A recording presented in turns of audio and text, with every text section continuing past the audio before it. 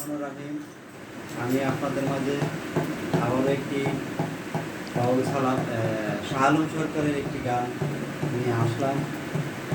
এই গানের যদি শুনে আপনারা ভালো লাগে লাইক কমেন্ট শেয়ার ফলো দিয়ে যাবেন, বেশি বেশি কমেন্ট করবেন। শুরু করতে যাচ্ছি।